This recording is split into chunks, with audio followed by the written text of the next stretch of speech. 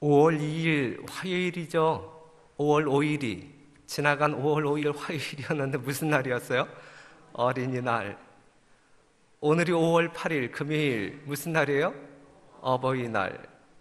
그 어린이날 화요일을 맞이하면서 그리고 금요일 어버이날을 맞이하면서 이 제 마음 가운데 하나의 예측이 있었는데 예측이 맞아 떨어졌을까요? 아니면 빗나갔을까요? 예? 맞아 떨어졌어요? 어떠한 예측이었을 것 같아요? 예? 어린이날은 그 부모들이 그 어린 자녀들에게 관심을 또한 사랑을 쏟느라고 교회에 출석하는 숫자가 심히 적을 거다라고 생각을 했었는데 제 예상이 적중했고, 오늘은 자녀들이 어버이날을 맞이해서 이제 어버이들을 찾아갈 것이기 때문에 오늘도 성도들이 주의 성전을 찾는 숫자가 적을 것이다 예상했는데 적중했다고 봅니다. 내일이 무슨 날이에요? 안식일, 주의 날. 그렇죠? 주의 날, 주의 백성들이 이 성전을 가득 채울 것이라 믿어 의심치 않습니다. 어버이날을 맞이하신 우리 아버지, 어머니 여러분들, 하나님의 축복 속에 더욱더 강건하시고 자녀들의 효도 속에 더욱더 즐겁고 행복한 삶을 누리게 되시기를 바랍니다. 그 멀리 미국 그 볼티모어 교회에서 우리 이원자 집사님이 오셨는데, 이기영 장로님의 여동생, 아까 뒤에 가서 물었어요. 집사님 내일도 우리 교회에 출석하실 겁니까? 그랬더니 내일은 안 오신대. 묵동교회로 가신대요. 소개할까요 말까요? 내일 안 오신다는데. 그래서 내일 못 오실 것이기 때문에 오늘 소개해야 되겠다 싶어서, 이원자 집사님 잠깐 일어나시면 저희들이 오늘은 예배일이기 때문에 설교 시간이기 때문에 박수 안 치고 그냥 환영합니다로 하겠습니다. 환영합니다. 오늘 이 시간에는 요한복음 2장 1절에서 11절에 있는 말씀을 보겠습니다. 사흘 되던 날에 갈릴리 가나에 혼인이 있어 예수의 어머니도 거기 계시고 예수와 그 제자들도 혼인의 청함을 받았더니 포도주가 모자란지라. 예수의 어머니가 예수에게 이르되 저희에게 포도주가 없다 하니 예수께서 가라사대 여자여 나와 무슨 상관이 있나이까? 내 때가 아직 이르지 못하였나이다. 그 어머니가 하인들에게 이르되 너희에게 무슨 말씀을 하시든지 그대로 하라 하니라. 거기 유대인의 결례를 따라 두세 통 드는 돌 항아리 6이 놓였는지라. 예수께서 저희에게 이르시되 항아리에 물을 채우라 하신즉 아구까지 채우니 이제는 떠서 연회장에게 갖다 주라 하심에 갖다 주었더니 연회장은 물로 된 포도주를 맛보고 어디서 났는지 알지 못하되 물떠온 하인들은 알더라. 연회장이 신랑을 불러 말하되 사람마다 먼저 좋은 포도주를 내고 취한 후에 낮은 것을 내거늘 그대는 지금까지 좋은 포도주를 두었도다 하니라. 예수께서 이 처음 표적을 갈릴리 가나에서 행하여 그 영광을 나타내심에 제자들이 그를 믿으니라. 잘 아시는 내용, 익숙한 내용이죠. 사흘 되던 날, 언제로부터 사흘 되던 날이냐면 예수님께서 나다나엘을 제자로 맞이하신 그때로부터 사흘 되던 날, 예수님께서 침례를 받으시고 곧 공생애에 들어가죠. 침례 요한이 요단강에서 외쳤던 기별은 회개하라 천국이 가까웠다라고 하는 기별이고, 예수님이 침례 받으신 이후에 침례 요한의 기별은 뭔가 조금 바뀌었나요? 회개하라 천국이 가까웠다라고 하는 기별보다 보라 하나님의 어린 양이로다라고 하는 외침이 있었어요. 대신에 공생애에 들어가신 예수님께서 회개하라 천국이 가까웠다라고 외쳤고, 예수님이 공생애에 들어가셨을 때에 예수님을 따르는 무리들이 있었어요. 제자들이 있었어요. 그래서 우리가 지난 화요일 저녁 시간에 공부한 내용을 보게 될 때 최초의 제자는 안드레, 베드로, 그 다음에 빌립, 나다나엘, 이러한 사람들이었어요. 그들이 예수님을 따르죠. 예수님을 따랐던 그들도 외치기 시작하는데 뭐라고 외치냐면 우리가 메시아를 만났다라고 하는 외침과 그리고 다른 사람들에게 와 보라 라고 하는 외침을 동시에 날리죠. 사랑하는 성도 여러분, 이 시대에 예수님도 외쳤고 침례 요한도 외쳤고 예수님의 제자들도 외쳤습니다. 오늘 이 시대를 살아가고 있는 남은 백성 되신 여러분들은 외쳐야 하겠습니까? 아니면 잠잠히 계셔야 하겠습니까? 우리도 외쳐야 할 사명이 있는 사람들이다라고 하는 사실이죠. 예수님을 만난 사람들은 입을 봉하고 사는 사람들이 아니라 입을 크게 벌려 나팔같이 외쳐야 할 사람들, 특별히 마지막 시대에 남은 백성으로 살아가야 할 여러분들은 큰 소리로 외쳐야 할 사람들, 맞습니까? 뭐라고 외쳐야 할까요? 우리도 메시아를 만났다, 와 보라, 예수님 곧 오신다 라고 하는 기별을 우리는 외쳐야 할 것입니다. 그런데 예수님이 공생애를 시작할 때 이제 공생애를 시작한다는 이야기는, 예수님이 침례받고 이제 그 성령으로 기름 부음을 받았다는 이야기는 예수님이 메시아로서 이제 어떤 그 취임을 하셨다는 이야기인데, 예수님의 취임식은 성대했어요, 아니면 철화했어요? 철화했다라기보다도 상당히 검소하죠. 지금 이 가나의 혼인집은 어느 지역에, 시골 동네 하면 도시 동네예요. 시골, 갈릴리 작은 마을, 그것도 어느 집안의 혼인집이라고 성경은 묘사하고 있어요. 그곳에서 예수님께서 이제 혼인잔치의 기쁨을 더하기 위하여 예수님의 능력을 처음으로 발휘하게 됩니다. 이것이 물을 가지고 뭘로 만드는 포도즙으로 변화시키는 예수님 공생의 첫 이적을 행사하고 있는 것이죠. 왜 예수님께서는 예수님의 봉사를 이 조그만 마을, 초라한 가정, 혼인집에서 시작했을까? 거기에는 이제 중요한 의미가 담겨져 있는데, 예수님의 어떤 그 이 땅에서의 삶의 목적이 무엇인지 분명하게 보여주고 있는데, 예수님의 봉사의 목적은 사람들에 대한 동정과 사람들의 행복을 위한 것임을 보여주고 있는 것입니다. 예수님의 삶 자체는 죄인들을 향한 동정, 그리하여 구원, 그리고 여러분들의 진정한 행복을 위하여 예수님이 존재한다라고 하는 사실을 우리가 기억하시고, 그 예수님 때문에 오늘도 행복해 하시는 여러분과 제가 되기를 바랍니다. 그런데 이 가나의 혼인집에서 예수님이 누구를 만나게 되냐면, 누구를 만나요? 예수님의 모친 마리아를 만나게 돼요. 몇 개월 만에 만남이냐면 2개월 만에 이제 예수님이 이제 침례받으러 이제 침례 요한에게 나아가기 위하여 집을 떠난 지 2개월 만에 이제 그 마리아를 이 혼인집에서 만나게 됩니다. 이때 마리아는 요셉과 사별한 뒤였다라고 이제 시대의 소망 가운데 언급하고 있고, 그런데 이 혼인집에서 예수를 만난 이 마리아의 마음 가운데는 두 가지 갈등이 있었어요. 두 가지 갈등. 이 혼인집에 예수님이 오셨는데 예수님 홀로 왔어요? 아니면 예수님을 따르는 제자들과 함께 왔어요? 예수님을 따르는 제자들과 함께 왔고, 그 다음에 거기 모인 사람들이 웅성웅성거리면서 이야기를 하는데 누구에 대해서 이야기하고 있어요? 예수님에 대하여 이야기하고 있어요. 그때 모친 마리아는 무엇을 인식하게 되냐면, 야, 우리 아들, 내 아들 예수가 이 사회적으로 뭔가 지지를 받는구나. 그래서 그 아들에 대한 우월감을 자랑하고 싶은 인간적인 갈등이 어머니로서 이 자식을 자랑하고 싶은 인간적인 갈등이 있었고, 또 다른 갈등은 이미 예언적으로 알듯이 내 아들 예수이지만 이 세상을 구원하기 위하여 인간의 모습으로 온 누구? 메시아. 인간으로서 인기를 얻어야 할 아들 예수가 아니라 메시아로서 인류의 모든 주목을 받아야 할 예수인데, 그렇죠?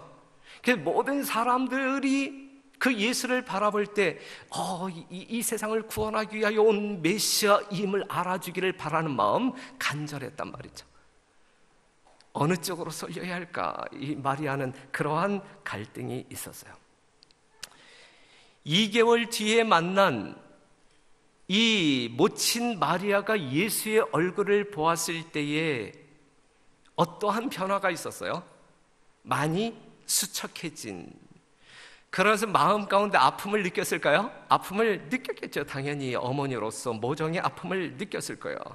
하지만 어머니를 만난 아들의 모습은 옛날 나사렛 동네에서 함께 효를 다하며 살았던 그 아들과 전혀 변한 바가 없는, 정말 어머니를 향한 친절함이 넉넉했고 또한 믿음직한 아들로 어머니에게 다가옵니다. 하지만 그 얼굴에는 광야에서의 투쟁의 흔적을 역력히 지니고 있었고, 하지만 그러한 얼굴임에도 불구하고 위엄과 권세의 새로운 표정이 그의 하늘의 사명을 증거해 주었다 그랬어요. 아무리 수척해진 그러한 예수님의 얼굴이지만 그 얼굴 속에서 비춰나는 것은 하늘의 사명이 무엇인지. 사랑하는 성도 여러분, 여러분들의 모습 속에, 여러분들의 표정 속에 다른 사람들에게 비춰지는 것은 무엇이어야 할까? 다른 사람들이 여러분들의 표정을 보면서 여러분들의 무언가를 읽을 수 있을 터인데, 우리는 우리의 표정을 통하여 다른 사람들에게 무엇을 보여주어야 할까? 알려주어야 할까? 우리가 이 시대의 그리스도인이라고 하면, 이 시대의 남은 백성이라고 하면 우리의 얼굴 표정을 통하여 다른 사람들은 무엇을 깨달아야 할까? 예수님의 얼굴 표정을 통하여 마리아는 그의 사명이 무엇인지 인식할 수 있었는데, 오늘 이 세상 모든 사람들이 여러분들의 표정을 통하여 무엇을 읽을 수 있을까?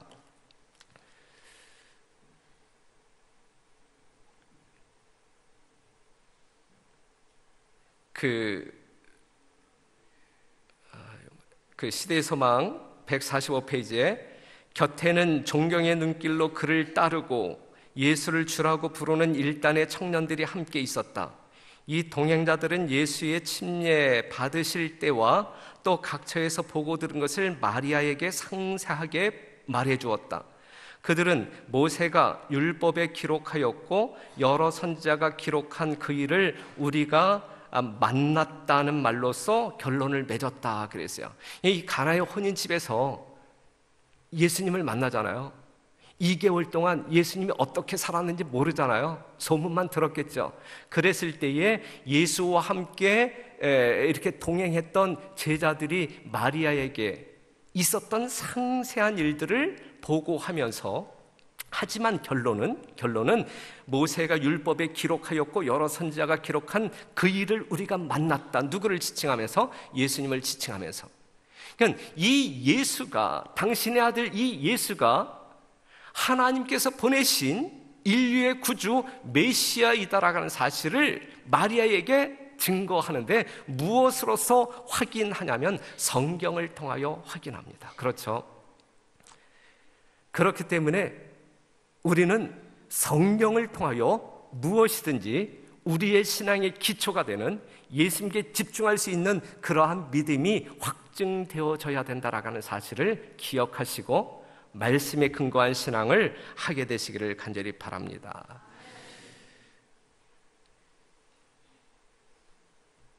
이제 화객들의 화제와 관심의 대상이 예수에게 쏠렸고, 이랬을 때에 이제 인간적인 마리아는 모든 사람들의 이제 어떤 관심과 시선 집중이 누구에게 쏠리고 있어요? 예수님에게 쏠리고 있어요. 그랬을 때 마리아는 무엇을 드러내고 싶어? 너희들이 주목하고 있는 그 예수 내 아들이야. 이걸 자랑하고 싶은 마음이 있는 거예요. 그런데 그렇게 하고 싶은 마음이 굴뚝 같은데 기회가 주어지지 않는 것이죠. 그런데 그때 마침 뭐가 떨어졌다라는 소식을 접해요? 혼인집에 혼인집에 포도주가 떨어졌다라고 하는 소식을 접하면서 찬스다, 찬스다. 그래서 예수에게 뭐라고 이야기하죠? 사람들이 지켜보고 있는 그 예수에게 뭐라고 이야기해요? 아들아, 뭐가 떨어졌다? 야, 이 집에 포도즙이 떨어졌다.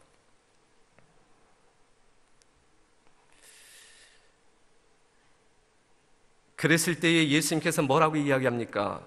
여자여, 그것이 나와 무슨 상관이 있나이까? 라고 이야기합니다. 예수님이 어머니에게 뭐라고 이야기했어요? 여자여, 그것이 나와 무슨 상관이 있나이까?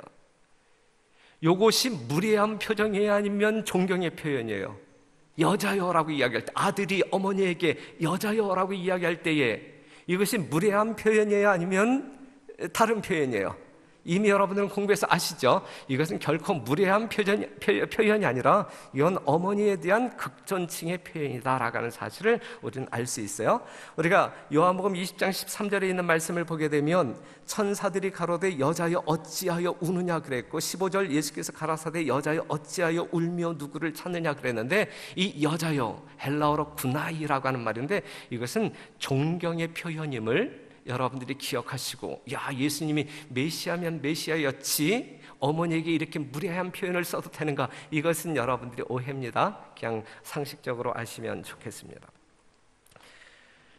그런데 그 예수님이 모친 마리아에게 그것이 나와 무슨 상관이 있나이까? 라고 이야기했어요. 이것은 마치 어떠한 말과 비슷하면 누가복음 2장 49절에 요셉과 마리아가 그 어린 예수를 잃어버리고 성전으로 뛰어가서 찾았을 때에 예수님이 하신 말씀, 어찌하여 나를 찾으셨나이까? 내가 내 아버지 집에 있어야 할 줄을 알지 못하셨나이까? 지금 예수님은 인간적인 기대에 부응하는 그러한 모습으로 지금 우리에게 보여지고 있어요? 아니면 메시아의 사명에 집중하고 있는 예수님을 보여주고 있어요?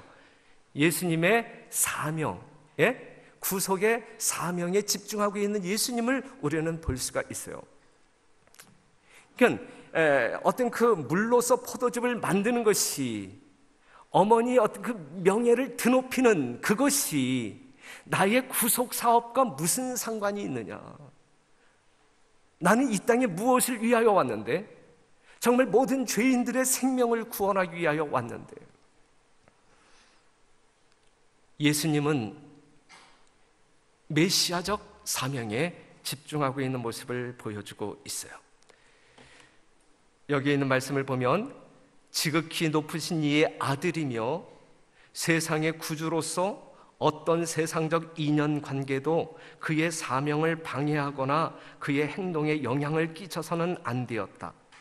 그는 하나님의 뜻을 행하시기 위하여 자유롭게 되셔야 했다. 이 교훈은 또한 우리를 위한 교훈이기도 하다.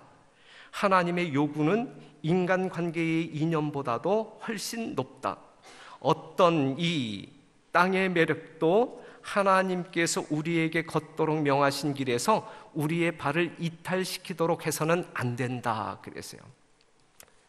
어떠한 인간적인 요소도 예수 그리스도의 거룩한 사명을 완수하는 일에 방해해서는 안 된다. 부담스럽게 해서는 안 된다. 교회 일도 마찬가지예요. 교회 일도 마찬가지입니까? 담임 목사의 일이 있고 장로님들의 일이 있고 선교회장의 일이 있고 안교장의 일이 있고 각종 부서의 일이 있는데 정말 그들 나름대로 하나님께 기도하면서 하나님의 말씀의 원칙에 서서 정말 열심히 일하고자 하는데 이렇게 저렇게 간섭하고 그들의 어떤 그 행동 거지가 상당히 부자연스럽게 부담을 준다라고 하면 일을 제대로 할 수 있겠어요? 아니죠. 예수님의 메시아적 사명 완수를 위하여 이 세상의 어떠한 것도 그를 고립시키거나 부담 주어서는 안 되고, 이 별내교의 모든 성도들이 하나님의 귀한 자녀들로 하나님의 사명을 이루고자 할 때에 인간적인 어떠한 요소가 거룩한 사업을 완수하는 일에 있어서 방해가 되거나 부담을 주어서는 결코 안 될 것입니다.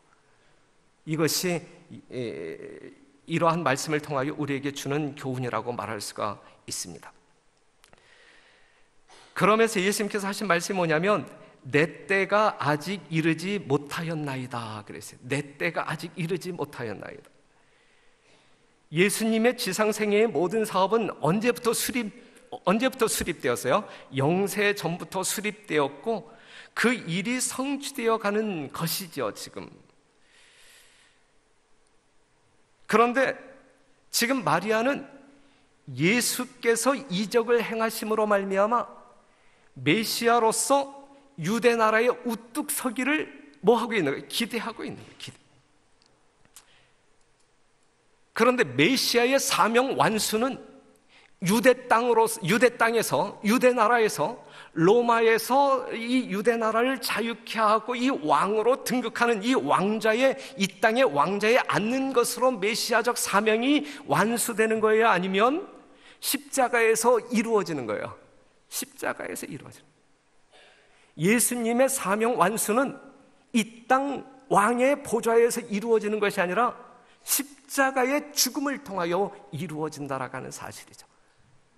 그렇기 때문에 그 당시 인간적인 기대는 빗나갔고 누구의 기대도 빗나갔어요? 어머니의 기대도 빗나갔다라고 하는 사실.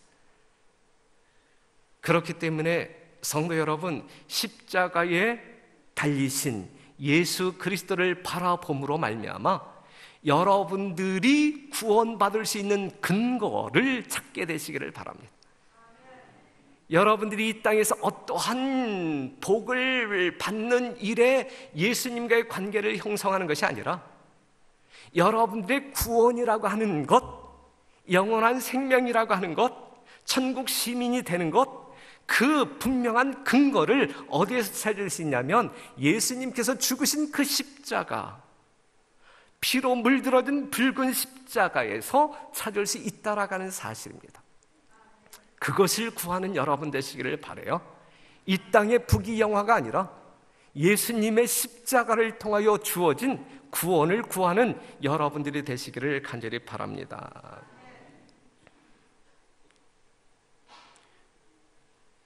예수님께서 잠시 뒤에 물을 가지고 포도즙으로 이적을 행하십니까? 이적을 행하시지 않습니까? 이적을 행하시죠.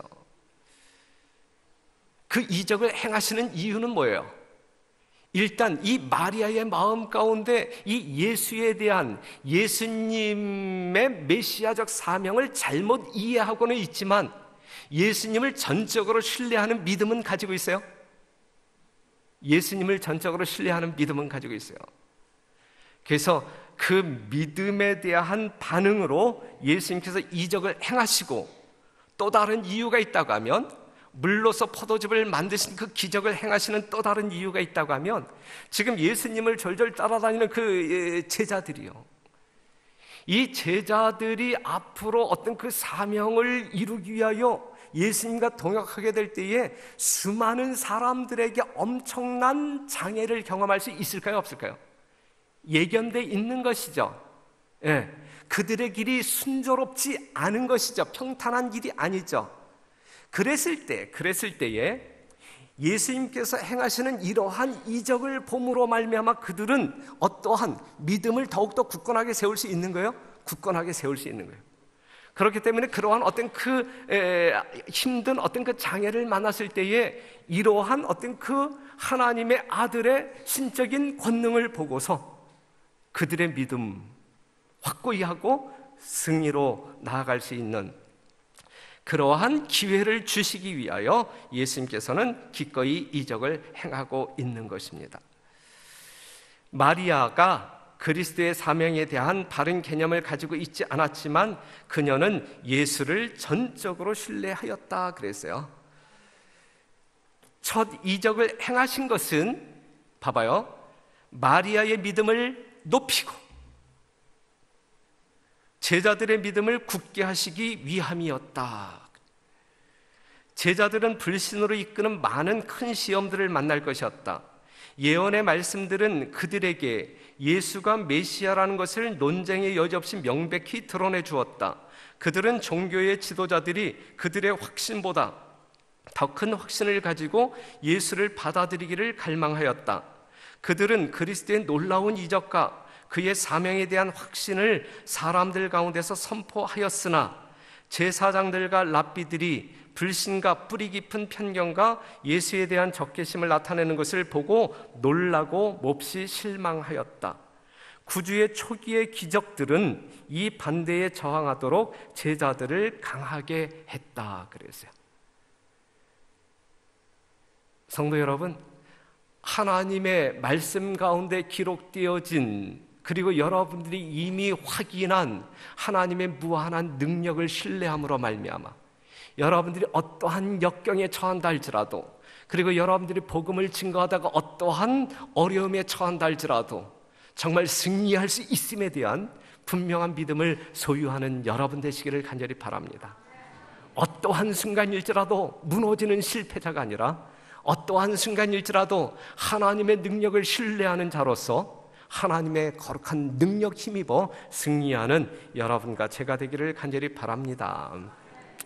예수님께서 물로써 포도즙을 만드셨는데 포도즙이에요? 포도주예요? 포도즙. 네. 안식일 교인들만 그렇게 이해하고 있는 것인가요? 아니면 모든 사람들이 그렇게 이해하고 있는 것인가요? 네? 안식일 교인들 중에서도 이렇게 그게 주지 어떻게 즙이냐라고 말하는 사람들이 있어요? 지금 이 별내교회 이 성전 안에 있는 여러분들은 결코 어떻게 생각하잖아요. 예? 이건 주가 아니고 분명 포도즙이다. 요한복음 2장 6절, 거기 유대인의 결례를 따라 두세 통 드는 돌 항아리 6이 놓였는지라. 예수께서 저희에게 이르시되 항아리에 물을 채우라 하신즉 아구까지 채우니 이제는 떠서 연회장에게 갖다 주라 하심에 갖다 주었더니 연회장은 물로 된 포도주를 맛보고 어디서 났는지 알지 못하되 물떠온 하인들은 알더라. 연회장이 신랑을 불러. 여기서 만들어진 것은 포도주가 아니다, 포도즙이다. 잠언 20장 1절, 포도주는 거만하게 하는 것이요 독주는 떠들게 하는 것이라. 무릇 이미 미혹되는 자에게 지혜가 없느니라 그랬고, 잠언 23장 31절에 있는 말씀을 보게 되면 포도주는 보지도 말라 그랬어요. 누가 하신 말씀이에요? 하나님께서 하신 말씀. 보지도 말라 그랬고, 여기서 잠언 20장 1절에서는 포도주는 거만케 하는 것이요 폭주는 떠들게 하는 것이다 라고 이야기했어요. 그러면서 고린도전서 6장 10절에서는 도적이나 탐남하는 자나 술 취하는 자나 후욕하는 자나 토색하는 자들은 하나님의 나라를 유업으로 받지 못하리라 그랬거든요. 이러한 경고의 말씀을 주신 분이 누구라고요? 예수님이라고요. 예수님. 그렇죠? 그런데 이렇게 말씀하신 예수님이 포도즙이 아닌 포도주로 만들었겠어요? 안 만들었겠어요? 만들 수가 없는 거죠. 그렇죠? 먹지도 말고 보지도 말라 이렇게 명하신 하나님께서 포도주를 만들어 제공했다라고 하면 말이 돼요, 안 돼요? 안 되는 것이죠. 안 되는 것이죠. 그렇기 때문에 이것은 분명 뭐가 아니다? 포도주. 마시면 이렇게 해롱하는 포도주가 아니라 포도즙이다. 여러분들이 즐겨 드시는 포도즙임에 틀림이 없다라고 하는 사실이죠. 시대의 서망에서는 이렇게 이야기하고 있어요. 그리스도께서 혼인잔치를 위하여 준비하셨던 포도주와, 지금 가나의 혼인집에서 이적을 통하여 만든 이 포도주와 제자들에게 자신의 피의 상징으로 주신 포도주는, 마지막 만찬에서 주신 포도주는 순수한 포도즙이었다. 순수한 포도즙이었다. 이러한 성경적인 원리와 시대의 소망을 통하여 확증하고 있는 이 말씀을 여러분들이 받아들이시고 이해하시고 더 이상 어떤 논쟁이 없게 되기를 간절히 바랍니다.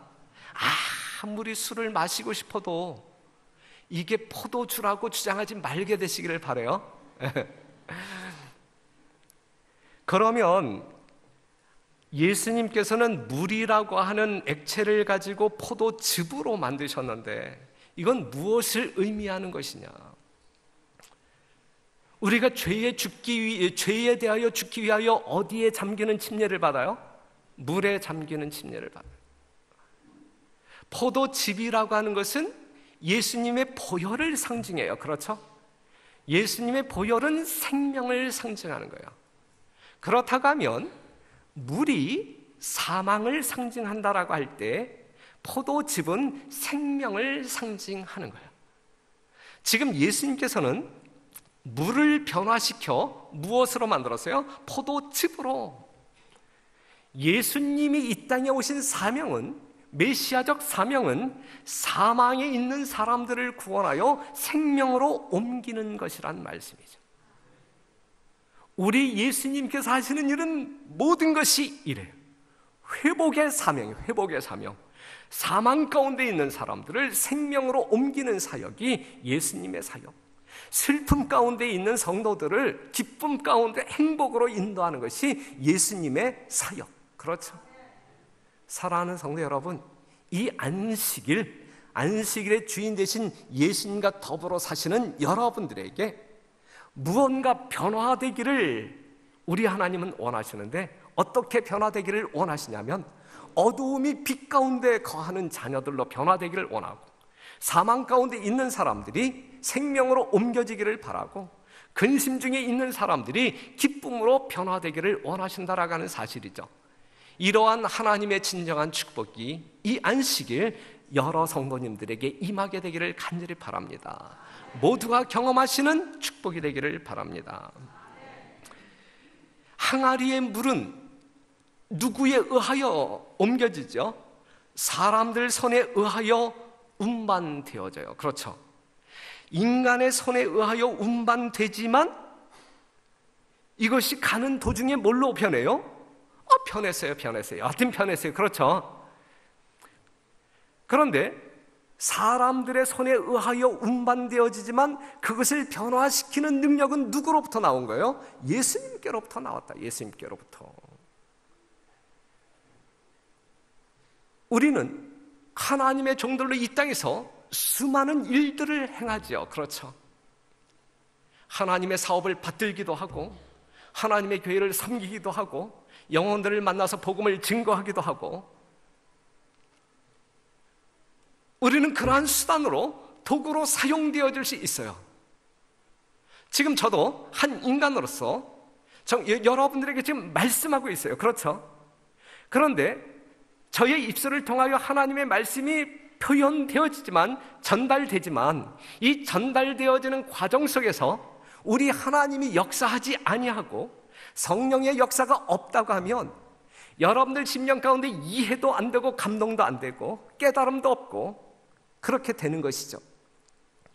하지만 하나님께서 세우신 어떠한 인간적 도구를 하나님께서 쓰실 때에 하나님께서는 큰 역사를 이루신다라고 하는 사실이죠. 그렇기 때문에 그렇게 쓰임받는 여러분 되시기를 바라요. 하나님의 명령에 순종하여 우리가 무언가를 옮길 때, 무언가를 행하고자 할 때에 거기에 역사하시는 하나님의 능력이 있음을 기억하시고, 그 하나님의 능력으로 말미암아 여러분들이 행하신 모든 일들이 그리스도의 영광을 드러낼 것임을 믿으시고 확신하시고 기쁜 마음으로, 거룩한 마음으로 봉사하게 되시기를 간절히 바랍니다.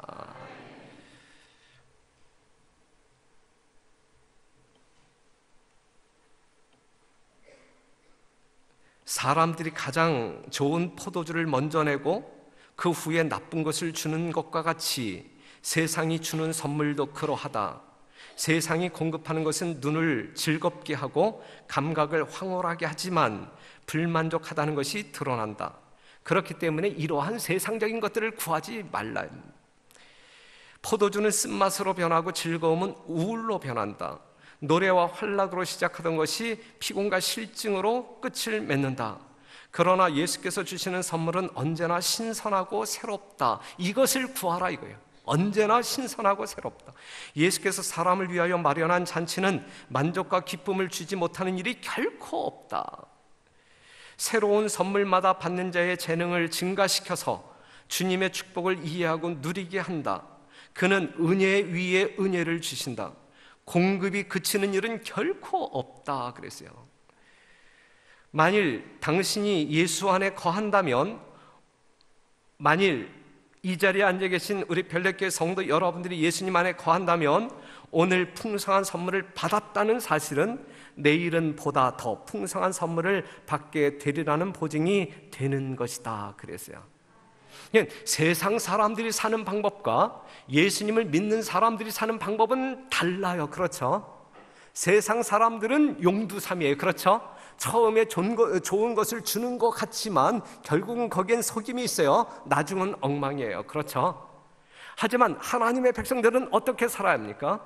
처음이나 나중이나 한결같아야 돼요. 한결같아야 돼요. 우리가 많이 이야기하잖아요. 맨 처음에 영혼들을 이제 구원할 때에 침례 주기까지는 지극정성을 다하지만 침례받고 난 다음에는 관심이 있는지 없는지, 와도 그만 안 와도 그만, 만약에 이러한 태도를 취한다라고 하면 이건 예수 그리스도의 온전한 정신은 아닐 거라 생각이 되어져요. 그렇죠?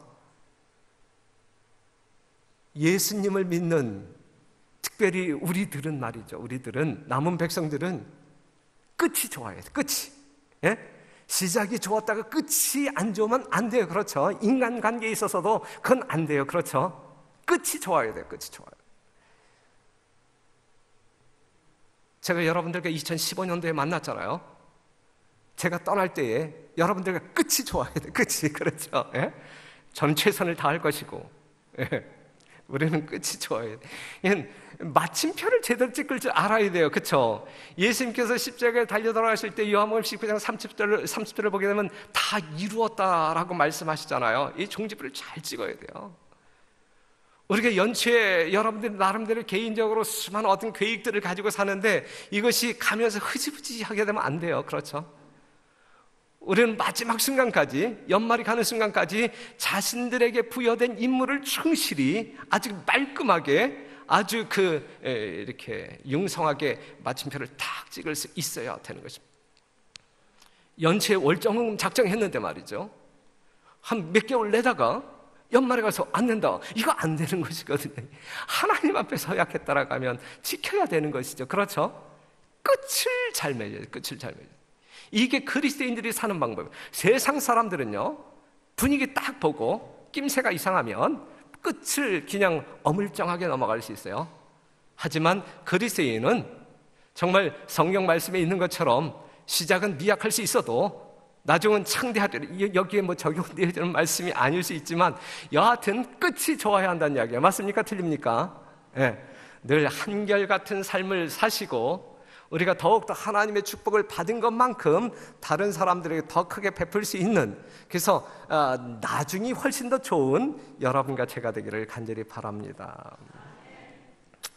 오늘은 여기까지 하겠습니다. 여하튼 우리 예수님께서 정말 공생애를 시작할 때에 작은 마을 초라한 집에서 시작했지만 인류의 모든 행복을 위하여 물로서 포도즙을 만드시고 사망을 패하시고 생명을 모든 인류들에게 제공하신다라고 분명한 메시지를 전달하면서 또한 그러한 능력이 있는 자임을 제자들에게 보여주면서 끝까지 믿음 가운데 확고히 설 수 있도록 격려하신 그 예수님을 우리도 신뢰함으로 말미암아 하나님의 거룩한 백성답게 예수 그리스도의 본을 쫓아 생애하시는 여러분과 제가 되기를 간절히 바라면서 말씀을 마치겠습니다.